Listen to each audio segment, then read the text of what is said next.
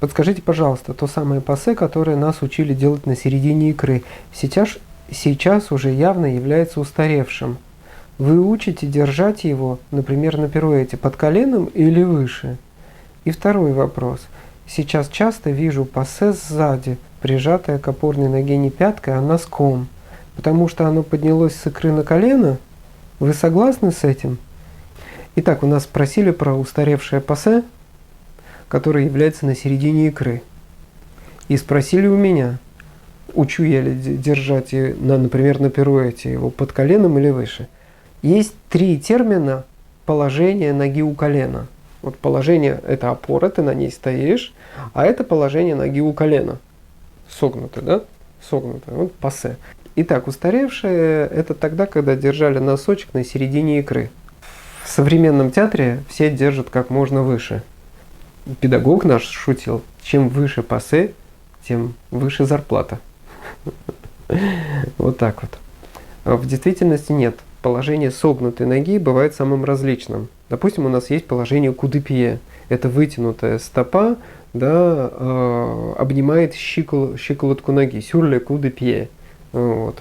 Есть положение sur le coup de pied dessus, есть положение sur le coup de pied dessous, и есть положение условное, когда впереди. Так вот, условное может держаться под косточкой, над косточкой, бывает на начале икры. Все это зависит от дурости педагога. Клянусь. Вот как сегодня педагогу взбрендило, так он и будет учить это положение sur le coup de pied dessus условное. Вот. Над косточкой, под косточкой или на середине икры. Я люблю чуть повыше косточки. Кто-то делит интересно. Значит, если под косточкой это открывается на носочек, если над косточкой открывается параллельно полу, если на начале икры, sur le coup de pied dessus, условное, то открывается на 45 градусов. То есть, насколько высота, на такую высоту и открывается она вдаль. Ну, это один из вариантов дурости педагога. Ситуация с пассе. Пассе партер, да, это проходит по полу. Пассе en l'air, это проходит на воздухе. И говорить, что пассе это положение, не совсем верно. Пассе это скорее движение. В русской школе еще другое используют термин, называют его ретире. И вот, да, ретире. Но здесь ретире кто-то думает высоко, кто-то низко, все по-разному, все смешалось. Я люблю говорить положение у колена.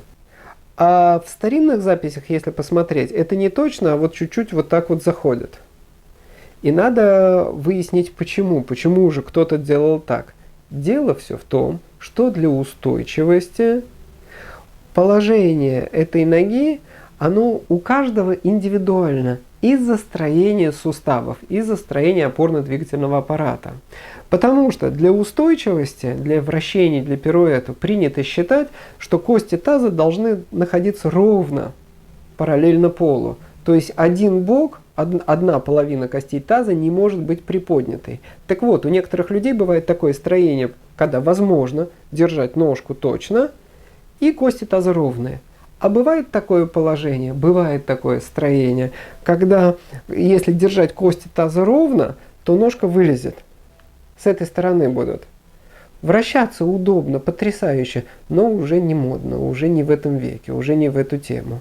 И здесь приходится, если ты вернешь, у тебя чуть-чуть приподнялось бедро. Чуть-чуть кости таза стали кривые. Но если уж они уже стали кривые, так задирай как можно выше, тогда будет меньше заметно и красивее. Линия опорной ноги будет длинная, и стоять в действительности на устойчивости так еще легче.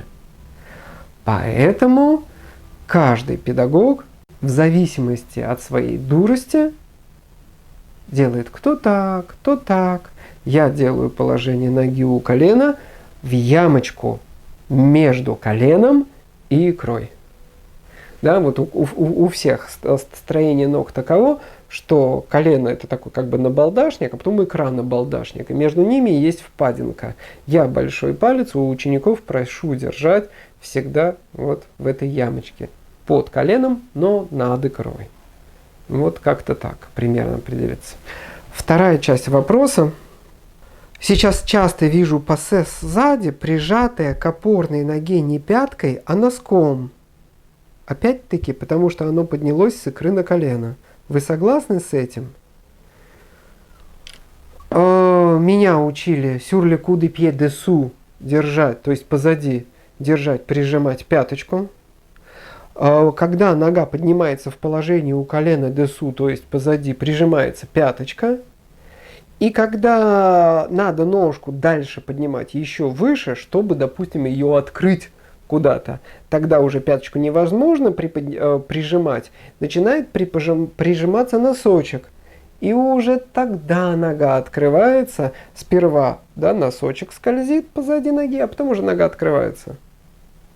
Но если это статичная поза, если это, скажем, вращения какие-то на одной ноге и сзади положение у колена, то оно прижимается пяточкой. Ну, во всяком случае, я так учу.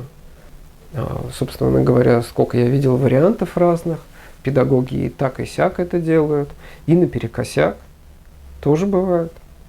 Вообще наперекосяк это любимая тема. Потому что в современной школе теперь нету четких градаций, на какую высоту мы что будем делать.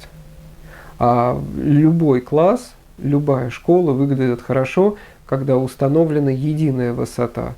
Когда вот сказали ножку держать вот на щиколотке вот на 2 сантиметра над косточкой. Значит, договорились, вся школа держит 2 сантиметра над косточкой. И будет выглядеть хорошо, будет выглядеть прекрасно. Если подытожить, то в современном театре положение у колена или пассе, или ретире принято держать высоко.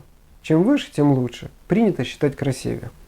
Ногу позади принято держать все-таки пяткой, если она статична, и если это движение дальше идет на открытие ноги, то там идет как можно выше поднять, и, следовательно, скользит носочек позади. Все. Все.